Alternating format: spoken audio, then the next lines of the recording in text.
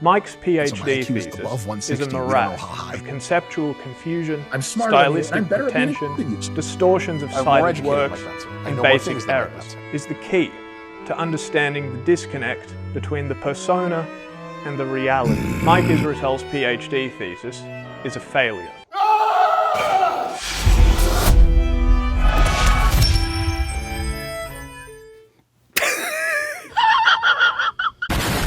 Professor Greg, PhD specialist, and in today's video, we're going to be going over Mike Israetel's PhD. You are presuming you know more than me. Mike is bigger and stronger than Mike Menser. He perhaps has the highest IQ in the world. I'm both on a raw IQ scale smarter than almost every coach. So much so that he absolutely shits the bed in his PhD. And by shitting the bed, well, that's actually giving his PhD a compliment. Other JD students at Melbourne Law School use their database access to read case law. I used mine to download Mike Israetel's PhD thesis, which I read in its entirety. Solomon likely spent more time on this singular video than Mike did and in his entire PhD. Get your popcorn ready. I'll conduct a critical analysis of the doctoral research that forms the basis of Mike's credibility as an exercise scientist. Here's my 2 cents. You guys think that Mike is the only one? That he's the only one that has a PhD as horrible as this? I mean, well, there aren't many worse than this, but listen, is it his fault that he passed? Think about it. I'm blaming the teachers. What teacher passed this? There was a professor that read over this paper and said, yup, you deserve it. To the same extent, Mike has a black belt in jiu-jitsu. Does Mike even know how to perform jiu-jitsu? He has a black belt. He should be able to destroy anybody. But can he? Depending on where you get the PhD, depending on where you get the black belt, well, that's going to make you better or worse than other people. You may be thinking, well, does this absolutely destroy his career? I don't think so. Do you really think that people watch Mike because he has a PhD? They watch Mike because he's funny, because he says interesting things, because all he feels is rage. Because he screams at the top of his lungs. Ah! You watch him for the pure entertainment and the joy. Perhaps similar reasons you watch Coach Greg.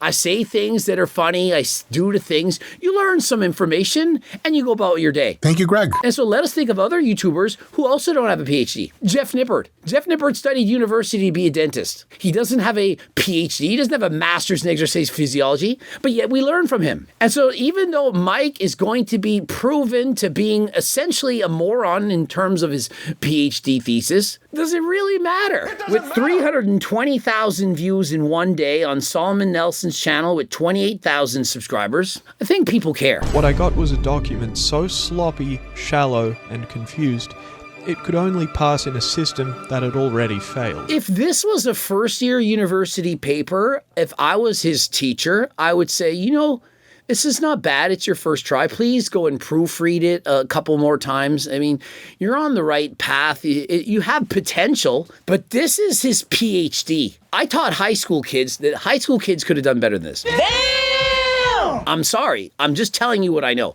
I don't have a PhD. I have my master's, and I would be embarrassed if I did this. I am a perfectionist asshole with a PhD. Yeah, hell yeah, that's why I say shit like that. Dr. Mike. Geez, that's a big deal. And I've noticed that carries a lot of weight.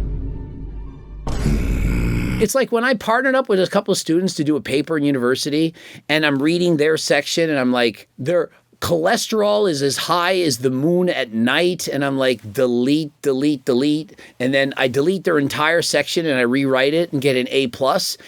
We're getting the grades back, and bro is like, but where's the part that I wrote? I was like, don't worry about it. I just fixed a few things. I deleted all of it. I wanted to get an A. I didn't want to get a B or a C because bro couldn't freaking write. No way Solomon dropped the Israetel files. Y'all thought it was the Epstein files. It's the Israetel files that really mattered. A PhD holder's worst nightmare. Someone who actually read it. I have a PhD in exercise science, and now I am a professor, and I can tell you, This isn't a Mike Israetel problem.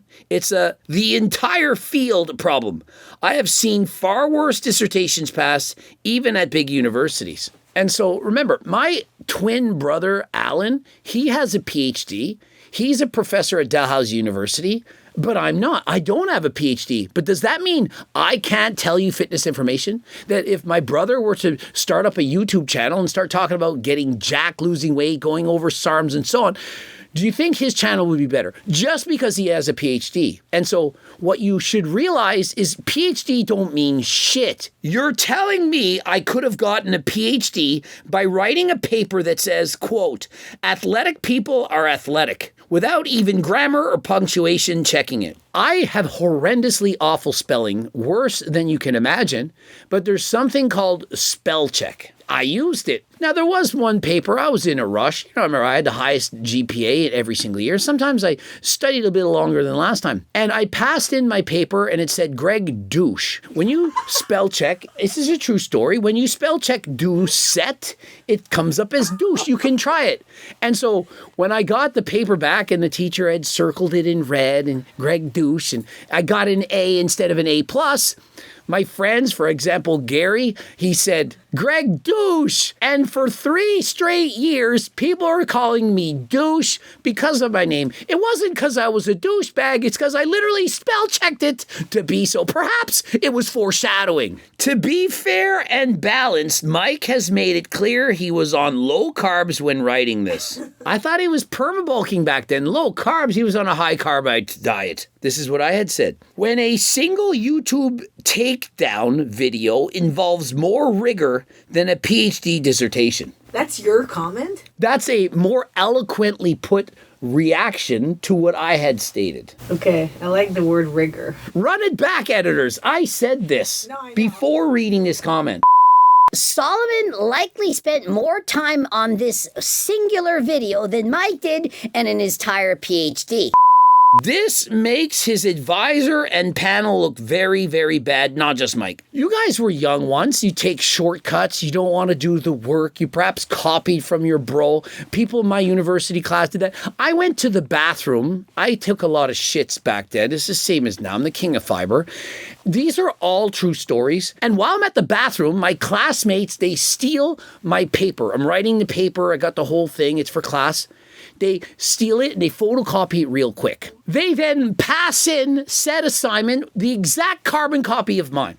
3 other students. I go to get my mark back about a week later, and lo and behold, I see a 0. A 0! And I'm thinking, I always get the highest mark. How could I have gotten a 0? I know that this is bang on. I go to the professor. What is this about a 0? He said, you worked together with 3 other students and you passed in the exact same assignment. I said, this did not happen. Are you calling me a liar? I did not lie.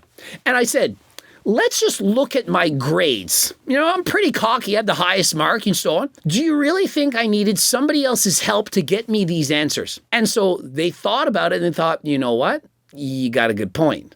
Why would I have to cheat in order to get my grades when I already had the highest average? And so those 3 students, they got 0s and I've got my grades back. But I had to complain. I had to fight for that. And so trust me, there are students out there that are going to try to sneak their way into getting a PhD. They're going to use ChatGPT. What do you think Mike does every single day? ChatGPT is everything. He didn't know how to research. He didn't know how to quote other people. He just makes things up out of thin air. He has a lot of great ideas, but they're not backed by research. I think this, I think that. I'm going to just write a paper and say that that person over there researched it and proved it. You think he's the only one. He's not the only one. You're learning all these stories of Coach Greg in university. They also thought I was gay in university. Did you know that? Gay! I was a cheerleader. I was very good at it. And I also went to aerobics class and became a certified aerobics instructor. And so when I went to aerobics class, the only male and that trans guy, before there was even the thing, Way back then, we had a guy who was trans, dressed up as a woman. And so they thought, well, anyone that goes to aerobics class is probably gay or trans. I didn't mind bro being trans. He didn't make a big deal about it. This is in 1994. And so they thought I was gay. And so I'm asking girls, oh, really? I thought you were gay. Why? Because I'm in aerobics class? Yeah. Mike frequently highlights his status as a PhD holder across all his platforms. You know, what's really funny about this whole thing is I already knew all this.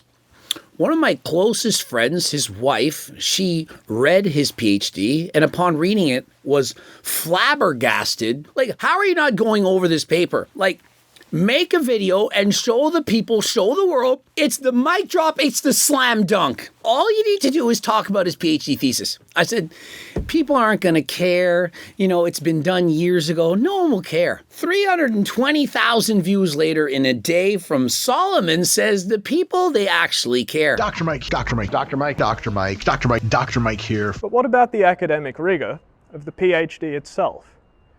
In this video, we'll examine just that. I mean, he's a Dr. Mike with a black belt in jiu-jitsu. I mean, it writes itself. How many of you think he would pass an actual black belt test? Like really, like at another gym?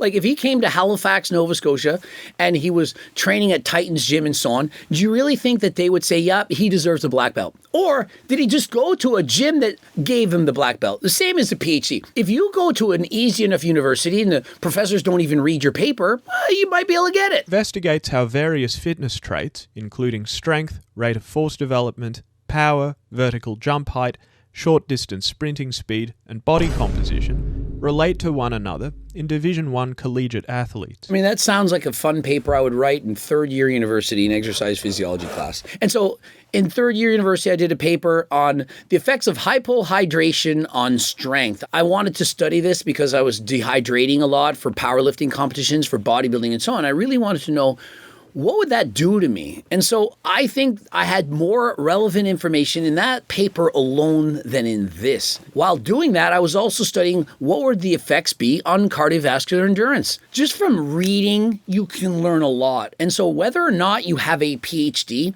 if you just read the research and you understand it, it's almost the same as having a PhD. A PhD, it just sounds cool on paper. I'm Dr. Mike. I'm not Dr. Greg. I am no doctor, not your doctor. I am not a doctor. But does it mean I know less if I read the exact same material and I understand statistics probably better than Dr. Mike? Oh, on a raw IQ scale, perhaps I understand statistics more than Mike. Well, my brother is a biostatistician, has his master's in statistics, and my twin brother has his PhD in chemistry. So do you really think that it's that difficult for a family full of people who are studious, they care about academia, to understand these very simple concepts? The results demonstrated that 1.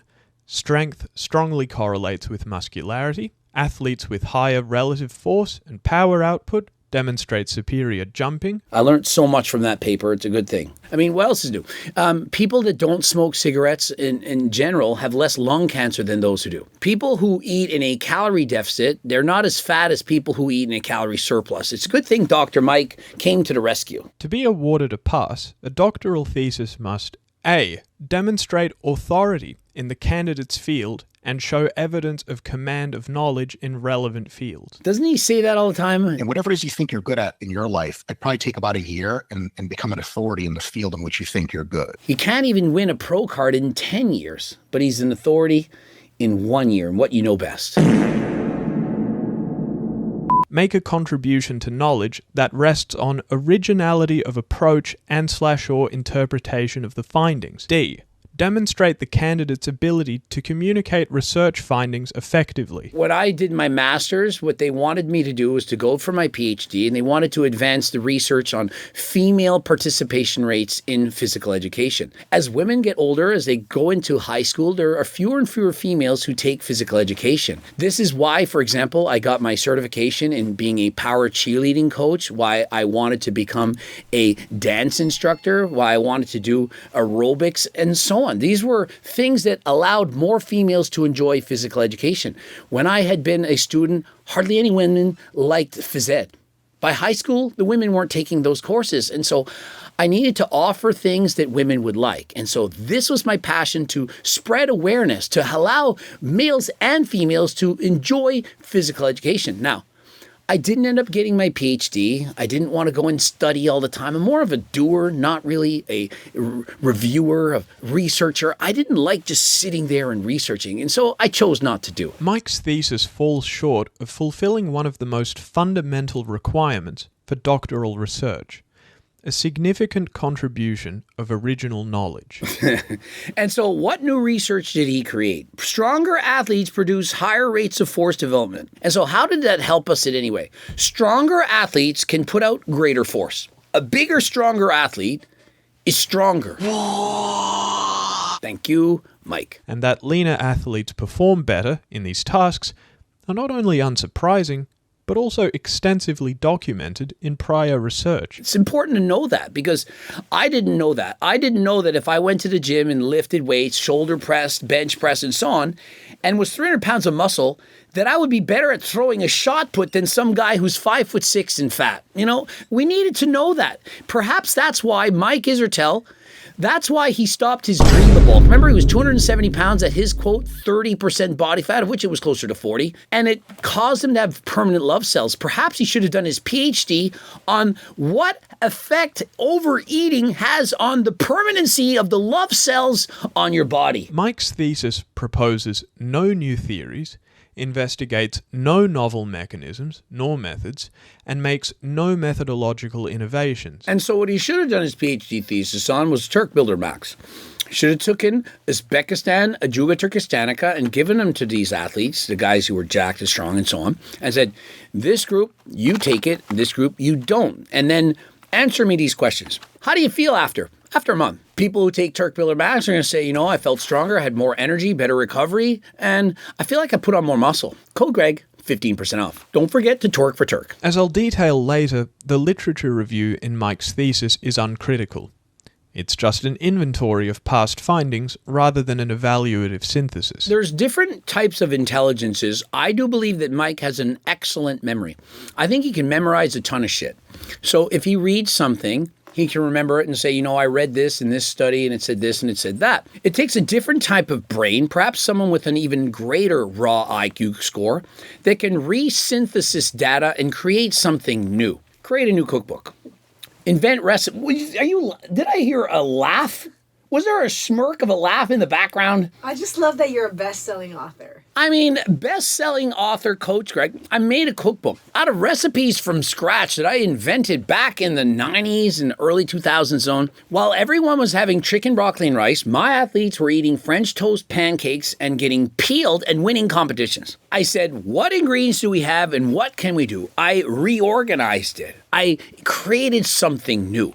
Other people, they memorized, do this, do that, the top 10 things, the top 10 that. I was creating new data, training new ways. I had, back in the day, I was famous for saying power bodybuilding. Power bodybuilding is lifting the bench press, the squat, and a deadlift for very high reps and putting on tons of gains. Was being creative. A legitimate research gap demands a theoretical reason to believe that something unexpected, different, or revelatory might be found. You just go like this. Hey, ChatGPT, give me all the relevant research related to female, and it's done. This is why Mike likes it so much. He doesn't have to actually do anything. He just gets ChatGPT to set him up. Hey, Chat, I got to do a video on, like, I don't know, what are we going to do today? Does strength training, is there different ways to make it better for kids to put on more muscle? Yep, okay.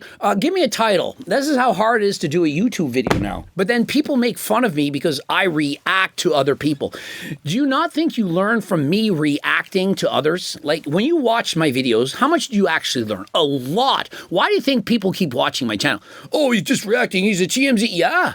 The TMZ of fitness while giving you valuable information. Go watch my Eric English video. You think that there's nothing that you can learn, that I'm not trying to save the world? Watch the videos. Mike's lack of independence in thought and approach is evident in the methodology as well.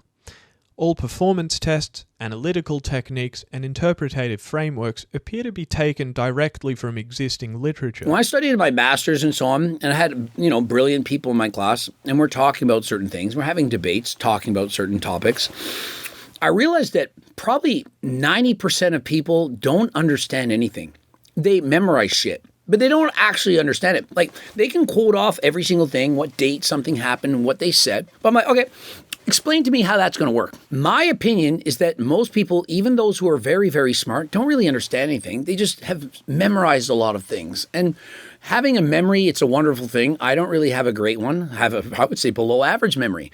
But I'm able to make sense of the things that I'm seeing, that I'm reading, that I'm understanding, and I'm able to explain it to the world. And I do believe that that has helped me to get people to watch my videos. A lot of people are not as smart as you think. The average IQ is about 100, with standard deviation around 15. This is going to come in later in the video. Standard deviation is like, it's on a bell curve. Most people are in the middle and it goes out. So most people are within one standard deviation. It's like 68%. And then two standard deviations is like 95, 97%, whatever it is. And then as you go and more on the outliers, things are a lot weirder for those people. They're not normal people. And so when you read research and you're thinking, oh, this says this says that, 10 sets to 20 sets per week on any given body part, that's how many sets you need to do because the research said so. Did it say that for me? Oh, but the research said it, Greg. You also need to follow. I don't need to do 10 sets. I do cycling. Won the race yesterday. I spent 3 hours going over graphs last night, understanding other people's graphs, learning what's going on. And it all flows and makes sense. Other people see a graph. Look at this graph. And they're like, yeah, it's a graph. They see colors. It doesn't jump out with 100 meaningful things happening all at the same time. Well, I see a graph. It's a graph. This, oh my God, this summarized my life PRs on the bike. Your whole life. I mean, do you see what I see, guys? In the blue with the sprint, and the green with the attack, and the climbing, in the orange, and what it all means, and how close the purple is to each end, and what I can do to improve, and what it means physiologically. Like, this is my jam. Look at this graph. I could do a PhD on this graph alone. Across the thesis, Mike presents impossible and contradictory data, inflates simple points with jargon, and allows hundreds of basic grammatical, typographical, and formatting errors to remain uncorrected. And so who read over this? I mean, yes, Mike screwed up, but who approved this? Like, who went over this and said, yep, check? How many of you think that these professors who are actually going over these papers actually read it? Or did they think, I'd rather party. It's Saturday night. I'm going to visit my friend Molly. I believe that many of these professors don't give a shit. I'm not being paid enough for this. They're not paying enough wages. And so why bother? Is it really going to affect me?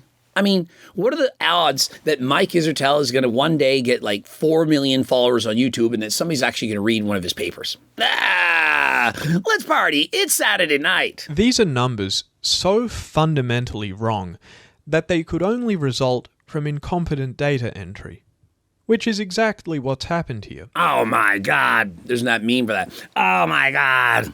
Oh my God. Oh my God. Was this a guy? Oh my God. Oh my God. 1/3 of the lowest performers was either taller than 3.459 meters, taller than any human ever recorded, or shorter than negative 6.1 centimeters. In his defense, he doesn't like negative numbers. Who likes negative numbers? I don't like thinking of negative. Who wants to be in debt? You owe $8. Or, I have $8. It's like a togi scheme. Rather than thinking of it as being negative, think of it as being a positive. I mean, isn't it 2025? Can't we just identify everything as being positive? And so if you have anything that's negative in your life, just add a line on it. It's the togi way of thinking. The reported correlation is positive, 0.653, suggesting, bizarrely, that higher jumpers were actually slower sprinters. Perhaps you're not one of those types of people that where graphs jump out at you. You see these things, it doesn't immediately snap. I'm sure for Solomon that it does. Maybe you're watching this thing, it's not a big deal. You have a male that's negatively correlated with jumping high and running fast.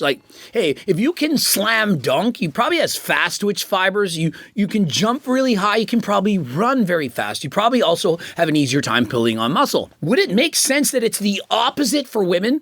The higher a woman can jump, the stronger, more explosive she is, the slower she is for running. Probably also means that she has a really hard time putting on muscle. It's just gender differences. If that was something that he actually found out, that it actually happened, well, that would be groundbreaking. Gender differences. The more muscle women have, the more explosive they are, the slower they are at sprinting. But it's a lie. It's not true. And so how could he not see this? Such basic information. I mean, it's not like he doesn't brag about having a raw IQ score, perhaps greater than anyone. I mean, when you brag about how smart you are and then somebody points out that perhaps you're not all that smart, that you make really simple, silly little mistakes, it's not looking good. Now, if Mike had never bragged about his intelligence, never said anything about it, this paper probably wouldn't have been made. But when you go to that extent to brag that you're better than everyone else, that's when people are going to come at you. When your tables repeatedly include sprinters who haven't been born yet, athletes shorter than 0 centimeters, it's no longer just sloppy, it's disqualifying. I mean, we're only at 21 minutes in the video. Already, it's not just sloppy, like sloppy seconds, it's disqualifying. Like you get the DQ, you don't get the pass, you have to do this over. Like, if you're the professor and you saw this many mistakes, and this is a PhD, this is a higher level of education than even I have. Imagine if I made these mistakes in third year university. They'd say, Greg, this is embarrassing. Like, you need to do this over. You fail. It's a fail. Did he copy this from someone else? Was he just too busy, picking up the huzz? Couldn't bother to do his own paper. And so perhaps he just paid off his friend and say, do it for me. I'm a ladies' man. I got some honeys. It ain't worth it. I'm not doing this. I mean, how do you explain it? Like, explain this to me. How could he be this bad? We're 21 minutes into the video. Throughout Mike's thesis, simple ideas are inflated with verbose, pseudo-technical language. Yeah, it sounds like Mike. People use unnecessarily big words to try to explain things, to try to look smart. Sport performance depends on the athlete's ability to execute a combination of skills. It's so great that Mike was able to explain this. Your ability to play sports, it's from a combination of your ability to perform sports skills.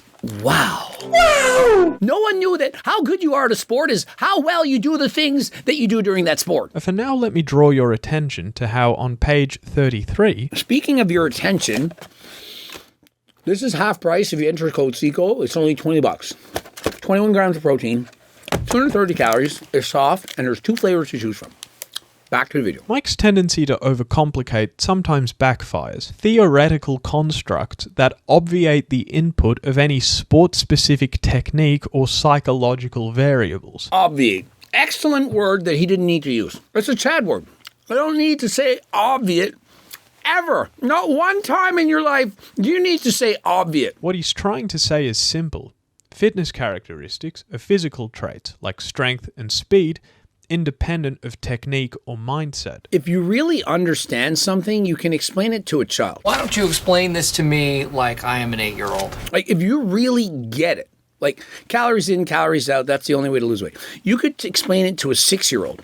6-year-old, if you know it enough, you can dumb it down, make it simple enough that even they'll get it. Mike, it overcomplicates things so that you don't get it. It's almost as if it's on purpose so that you seem smarter than you actually are.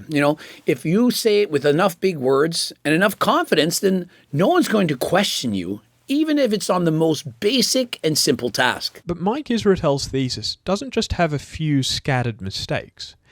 It contains literally hundreds of basic grammatical, typographical, and formatting. I mean, it's possible that many of you never went to university and you think this is not a big deal.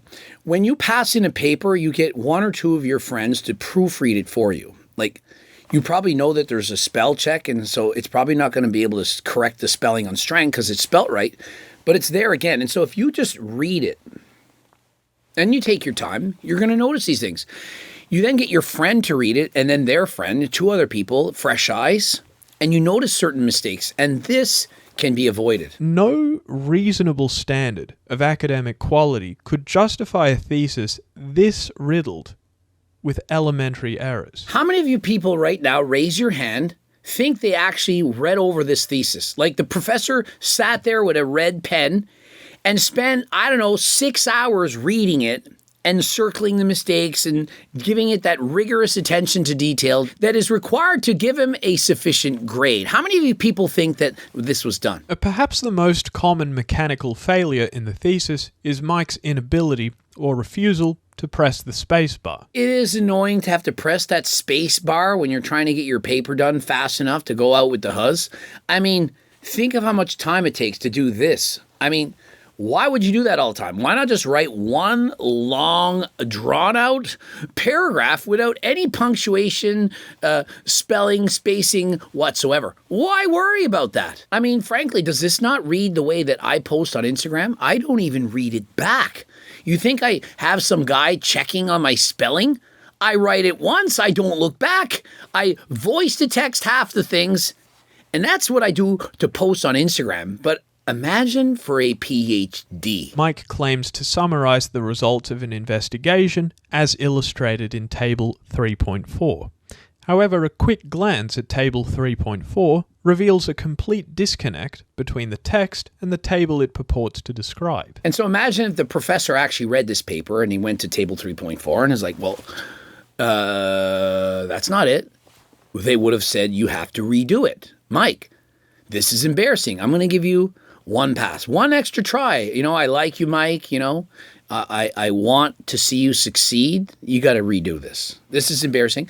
I'm just going to say I haven't read it. You're going to pass it back in. Mike has therefore attributed his thesis's foundational premise to sources that don't support it. In fact, Mike repeatedly misrepresents the sources he cites. Misrepresenting the sources that you cite, basically, you're just cutting corners. You don't have the proper research to back up your findings, and you say, you know what? I'm just going to say that they said it. You know, these researchers, they're very good researchers, and if I say that they said these things, then they can essentially back me up.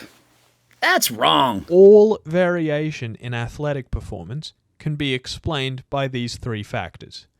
Yet as Bomper and Half make clear, other contributors are also essential. You're undoing research at this point. You're not contributing to research. You're dumbing it down. Why would you do that? Like, why? I don't understand. I don't know how that benefits him. Was he just too lazy to talk about those two other factors? You know, it's going to take more time to talk about all those 5 things. 3, that's enough. About the thing I'm one of the top experts in the world in, and also the thing I'm literally involved in myself. Just right off. He isn't showing expertise. He's hiding behind the appearance of it. And so perhaps you're thinking, well, why does this matter? And the reason is because so many people use the appeal to authority. They blast the fact that they have a PhD, and you're thinking, well, he has a PhD, and because he says it, then that means something. But I'm telling you, just because somebody has a PhD, just because they've gone to university more than you have, doesn't mean that they know more than you do. And so the next time Mike says, you know, I have a PhD and I'm smarter than you and I'm on a raw IQ scale this or IQ scale that,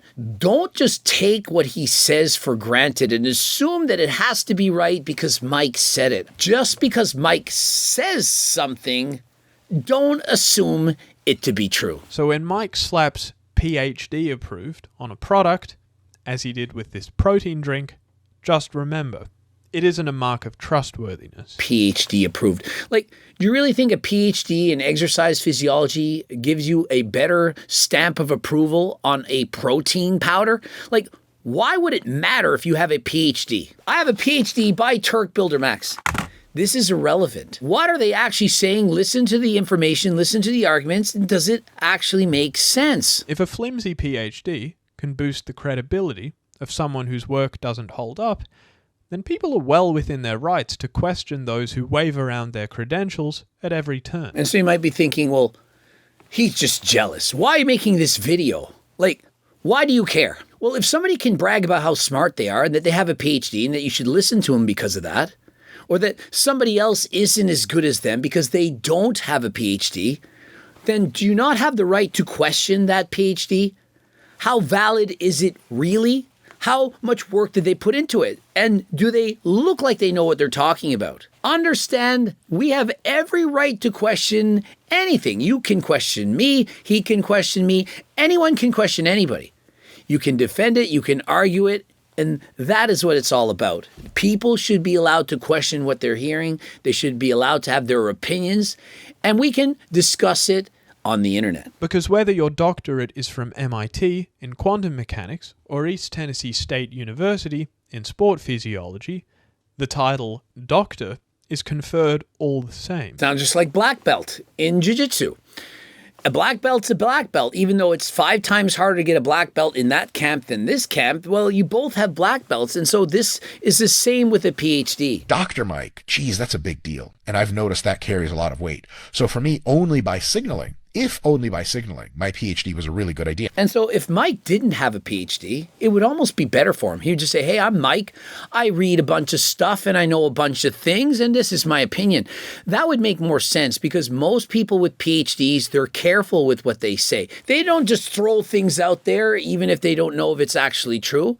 They're very careful. They wouldn't say, drinking 1 or 2 glasses of wine a day, it's probably healthy, when there's a good chance that it's not, and we know it's not. It's a class 1 carcinogenic by the World Health Organization. And so don't drink 1 or 2 glasses of wine a day. It's bad for you. This analysis belongs to a larger project of understanding Mike Israetel's delusions of grandeur. Mike Israetel speaks as if he's a towering intellect in the fitness space. And this is why it's so bad for Mike, because he brags, he rubs it in your face how much better he is than you, how much smarter he is than you. I know more about physiology, body responses, etc. than they do. You've never met anyone with as much willpower as me. Mike has more willpower. He uses terzipatide and retatrutide to stick to a diet and still can't get it in shape. But he has more willpower than all of us. Really, Mike does. Mike, of all people, has more willpower than we do. I've taken the Ravens Advanced Progressive Matrices test, and I pegged at scale high. So you get every single question right. And so my IQ is above 160. We don't know how high because they don't do standardized IQ tests above that. I understand. For a guy with the highest raw IQ score in the world, possibly, well over 160, they can't test you after that. Why didn't he just write a really good paper? For being that smart, was he not smart enough to say, you know what? Someday in the future, somebody's going to read. They're actually going to read it, my PhD thesis and so on. And they're going to see that it sucks. Like, didn't he have the foresight to know, not the foreskin, but the foresight to know that eventually somebody's going to do this? I'm bigger and stronger than Mike Menser. That's it. Yeah. So all of a sudden, that changes the game. Yeah. I'm more educated than Mike Menser. I know more things than Mike Menser. Are geniuses not able to, self-criticize themselves, to self-analyze themselves? Like, if you're a genius, can't you look at yourself and be like, okay, me, sloppy, bag of milk, getting surgery, remove fat cells. Mike Menser, Mr. Olympia caliber bodybuilder. I'll just settle for being a, jiu-jitsu killer, famous millionaire. Jiu-jitsu killer, famous millionaire. Does he actually have a real black belt? Now that we know that his PhD is a scam, it's a scheme, if you will, like Togi would say, what about his black belt? This isn't an appeal to a higher standard. It's an appeal to the minimum standard. The fitness community and anyone who values intellectual honesty deserve better than this. And so in conclusion, what can you say? What a video. Solomon should get an honorary PhD just for exposing the Israetel files.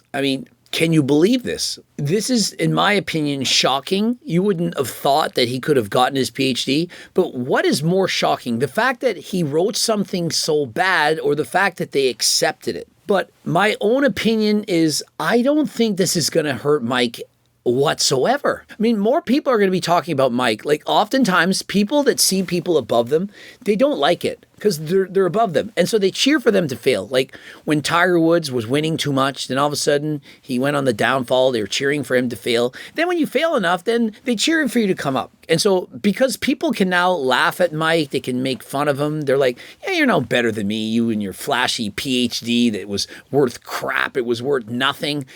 You're no better than me. They'll come to his channel to watch him for his humor, his gay jokes, and the crazy thing that he's saying, he thinks that AI is God, that he one day is going to give AI a hug, that he's eventually going to turn into a robot, and all the surgery. It's just like Mike is one nonstop, I don't know what to call it. Interesting is what I'll say. Mike is interesting. And so people are going to continue to flock to his channel. He's going to probably get 5 million followers by next year. And so I don't think this hurts him, despite the fact that I don't know if you call this cheating. I don't know if it's cheating. It's just maybe just doing things that are unethical. I don't think it's cheating. It's just bad. It's not like when the Students' University stole my paper and they copied it word for word. It's not like that. It's not ethical. That's what it is. It's unethical. And so when he flashes, hey, it's Mike Israetel, PhD, you can just add PhD from nothing, from shit university. This is what it is. Sorry. Subscribe, click the bell button, comment to boost the algorithm, like the video if you liked it. Don't forget, if you're interested in the cookbooks or any of the supplements or Algo RX, you can click the link, get your blood work done, purchase all the amazing supplements. Click the link in the description, and until next time, don't forget to enter code Greg for various discounts. I'm out.